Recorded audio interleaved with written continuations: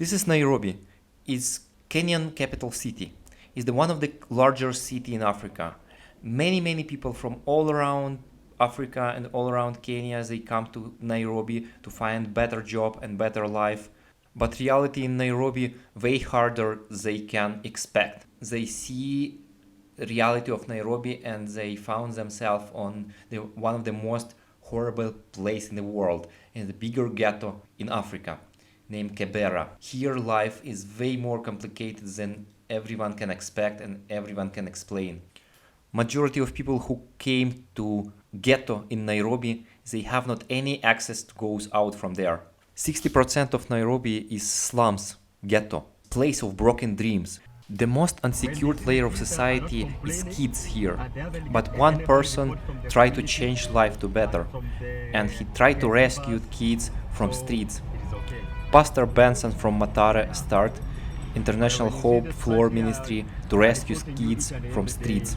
For now he start Orphanage and he have there 20 total orphans and 20 partial orphans.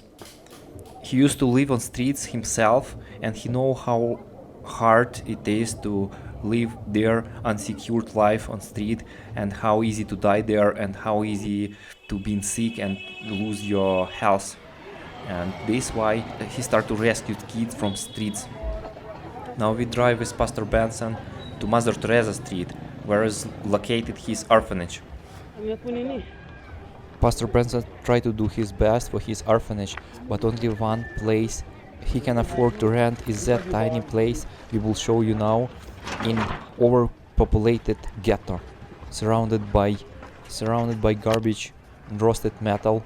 All that ghetto made of metal and plastic and some sticks. So it's no any water. Government didn't provide here electricity and water and anything at all, so that people live themselves however they can. My name is Pastor Benson, Hope Flow International Ministry and Hope Flow Kids Center. This is our center, and this is where we are fellowshipping and where education is taking place. So we have 20 children who are in need of food and education and shelter. As you see here, this is a place that needed to be built, and this is our latrine that are also needed to be in structure. So although it is a dangerous place for the kids right now, and that's why we went for this one. So they are using each and every day, but after 3 days they have to remove the inside, then to throw it away.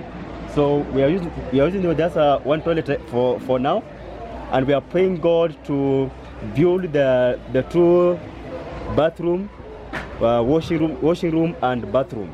So this is our church, and we are praying God to build here classes and the rooms for them to stay. So the owner of the land, although they are planning to sell, and I don't know if they sell it out, we don't know where it will be tomorrow. So we are just here for a moment, although You rented here, yes? we are renting here, And you want to build something here? and we are going to build something here because we are renting, and this land were empty and the people wanted to take away. So he gave us the permission to build it here and take care of our property, so that when people come, can see there's something event going on in this land or on this property, so that no one can take it away. So that's what we are planning, and that's our prayer. Okay. So we are doing some roofing, although we haven't finished the roofing. But if the rain rains, it enters. As you see, orphanage, Pastor Benson and Pastor Peter can be able to provide. It's made of iron sheets, and there's no water here, and they struggling to find food every day for that kids they have for now, and they go through big amount of challenges because there's roofing problem and like mattresses problem, many problems there, and Pastor Benson try to do everything best he can. But with his small amount of resources, he can be able to provide that what you see. Pastor Benson show us his office, and his pastor's office and teacher office at the same time. It looks quite weird for our European standards, but it is what it is. They cannot be able to provide everything with that small amount of money they have. They find all that kids you see here they find them in streets. All that kids have very emotional stories about how they live in streets and fight for life and fight for hope.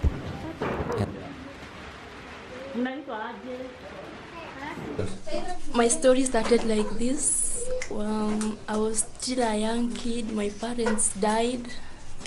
I never knew my mom that well and my dad. My story is kind of complicated and I don't want to tell more about it because I'll just start crying now. Okay.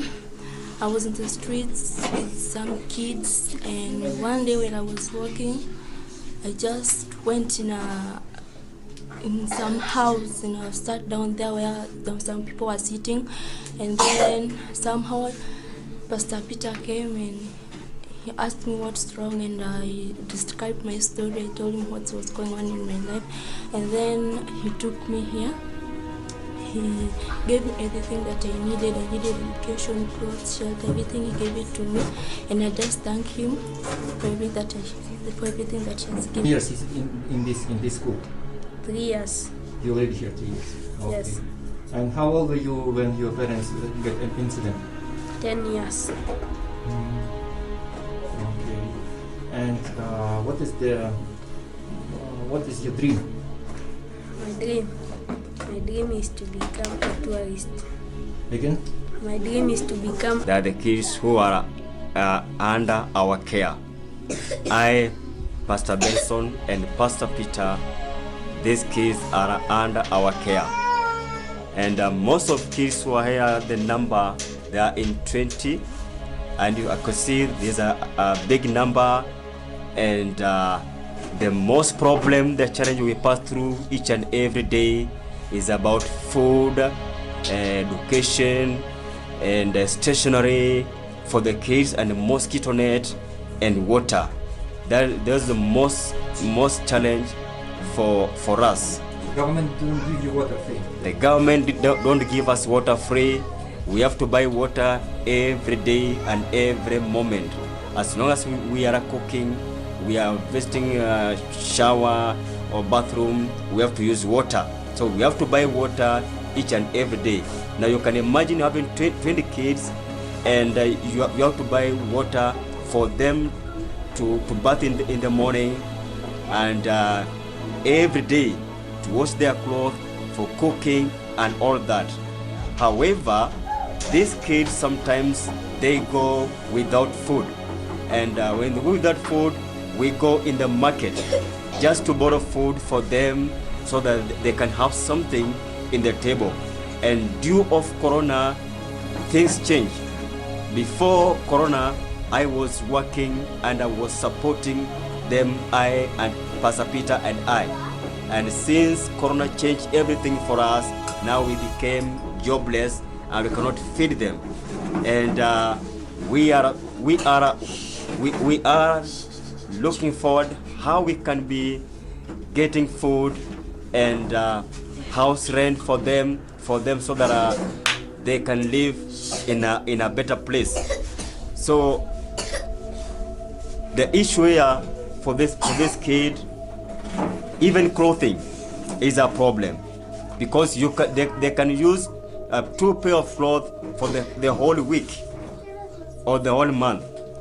Because for us to buy for them a cloth, maybe it's during Christmas Day on December, is when we can buy maybe one pair of cloth, or if there's no pair of cloth, 1 pair of shoes, because they are in a big number and they need clothes each and every year.